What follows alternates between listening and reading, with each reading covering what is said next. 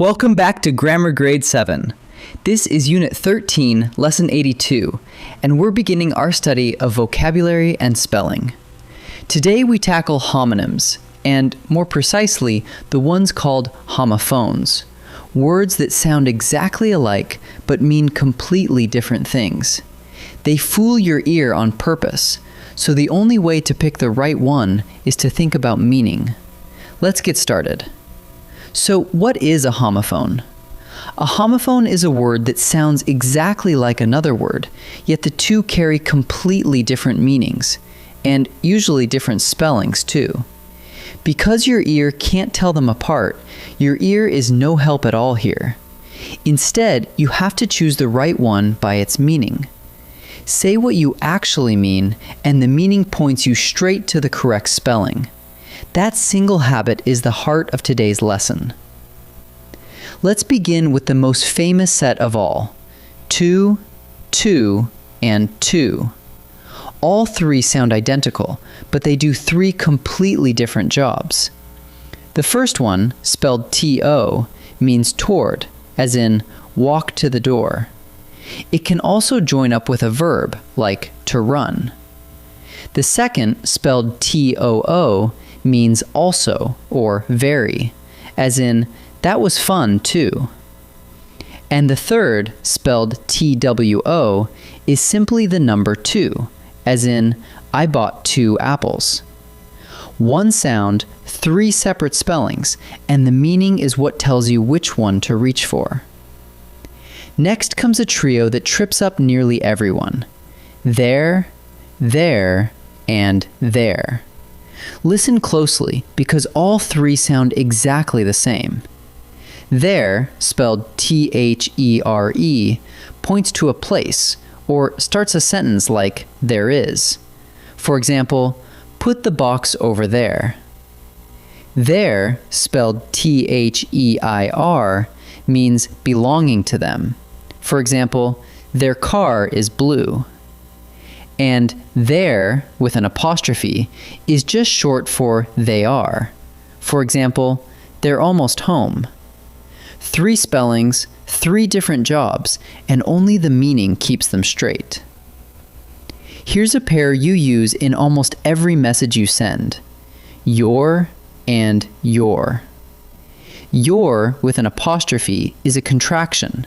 It's short for you are. The apostrophe simply stands in for the missing letter A. So, you're early today really means you are early. But your, with no apostrophe, is possessive. It means belonging to you, as in, is this your jacket? Quick test. If you can stretch it out to you are, use your with the apostrophe. If something belongs to you, use your. Now a smaller pair that hides in plain sight. Here and here. Here, spelled H-E-R-E, means this place, the very spot where you are, as in, come here.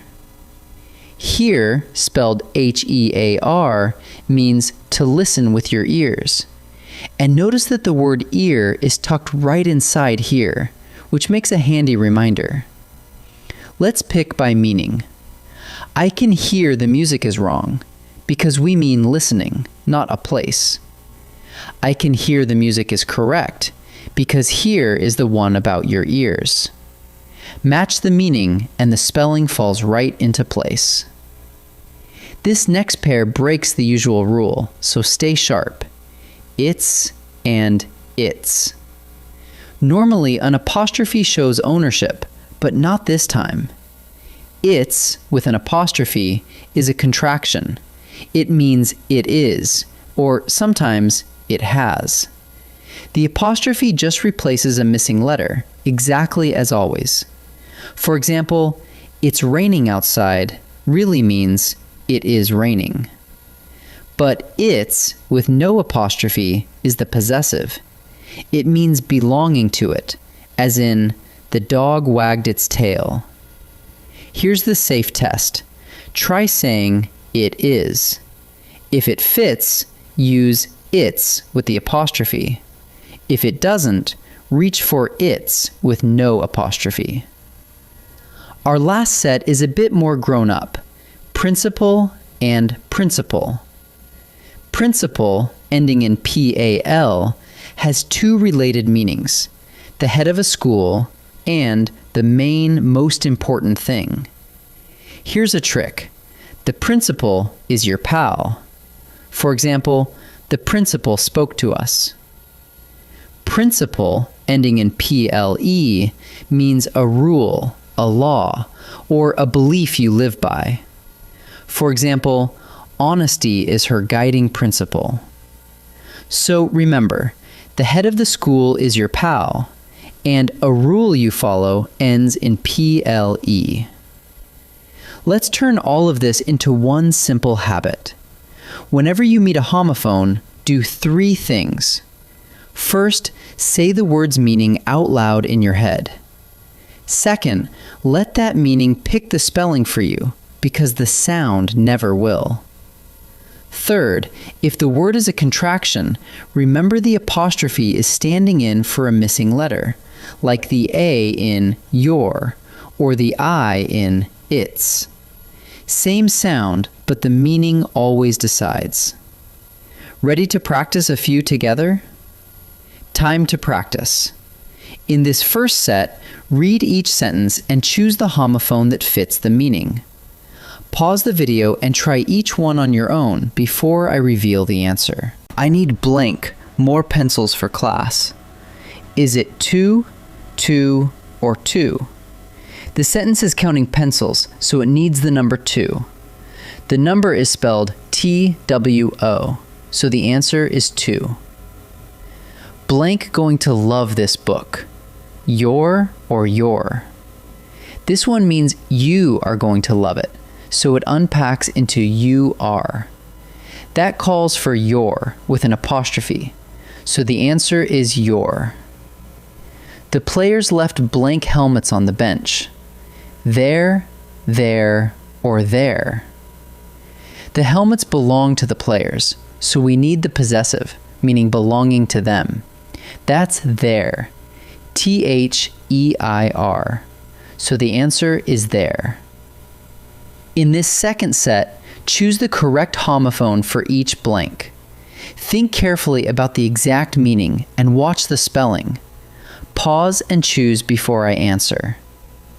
Can you blank the birds singing? Here or here? This sentence is about listening with your ears, not about a place. Listening is here, H-E-A-R, with the word ear tucked inside it. So the answer is here. The kitten chased blank own tail. Its or its? The tail belongs to the kitten, so we mean belonging to it. That points to its with no apostrophe.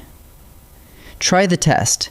It is own tail makes no sense, so it isn't the contraction. So the answer is its. Always tell the truth is a good blank. Principle or principle? Here we mean a rule, a belief you live by, not the head of a school. A rule like that is a principle, ending in P-L-E. So the answer is principle. Let's gather up what we learned. Homophones are words that sound alike, but carry different meanings and usually different spellings, so you always choose by meaning. We sorted out 2, 2, and 2. There, and there. Your, and here, and here. We also met its and its, plus principle and principle. Whenever a contraction is involved, just remember the apostrophe stands in for a missing letter. Say what you mean first, and the right spelling will follow every time. Wonderful work today, and I'll see you in the next lesson.